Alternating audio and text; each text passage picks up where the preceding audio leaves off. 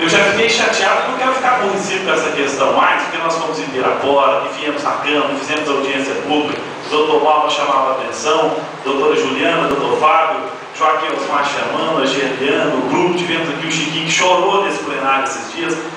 No momento que nós estamos passando, Joaquim Osmar está deixando de trabalhar período integral, trabalhando apenas 3 dias, está piorando a situação, nós temos que ser real. Coloquei uma emenda no fim do ano, quando nós fomos em Pirapora, ficou definido de fazer uma previsão do orçamento, colocamos emenda de 200 ou 250 mil reais, perdemos nessa casa o valor dessa emenda, não foi aprovado, porque dizia que trazia, ia tirar dinheiro de asfalto, que era errado. Então só quero trazer o dado, de janeiro a julho, gastaram-se R$9.141 e retirou, e não pôde fazer essa emenda, não fez um metro de asfalto. Então nós estamos brincando com essa questão. Eu acho que tem que sair aqui com metas claras. Para você fazer uma corrente, ninguém, eu acho que mais que eu, é profissional de fazer corrente, desculpa falar isso.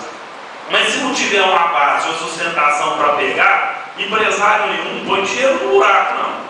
Eu duvido que nenhum dos senhores tenha coragem de sair pegando um recurso se não tiver uma base aqui de dentro. E eu já tenho uma proposta para fazer. Sabemos da real situação que se encontra em todo João Pinheiro e município com relação às drogas, furto, roubo.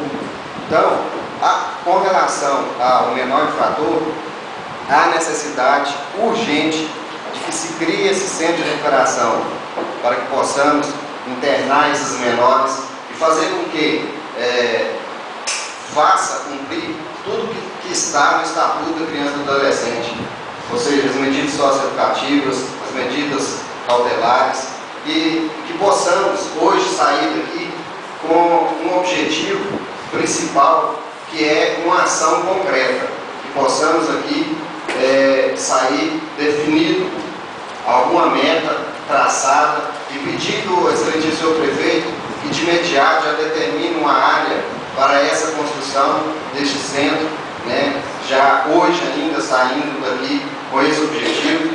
Quando o município diz também que não acontecendo comigo, se acontecer com o vizinho, não tem problema, é a verdade.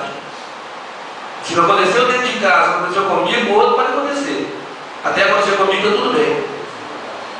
E eu tenho uns pontos que eu acho que tem coisas que nós podemos fazer dentro do município. Mas tem coisas que eu acho que é mais extenso, que extrapola os limites do município. Eu, na minha opinião, se não tem educação por amor, vai educação pela dor. Eu acho que esse negócio da maioridade tinha que ser reduzido a 16 anos. Já é um passo grande. Talvez vocês possam não concordar comigo, mas é um passo grande. Por quê? O adolescente de 16 anos, ele vota. Ele escolhe o destino do país, ele escolhe o destino do Estado, ele escolhe o destino do município. E ele com 16 anos, ou 18 anos, ele mata, faz qualquer coisa e está solto. Então tem que ser uma coisa mais, eu acho que é coisa que baixar a maioridade. O primeiro soldado nessa batalha somos nós, pais. Por quê? Porque se nós, pais, não tomarmos as nossas responsabilidades de educar os nossos filhos, porque eu acho o seguinte, que o filho de 6, 7 anos, 8 anos, 9 anos, a maior autoridade sobre ele somos nós, que somos pais.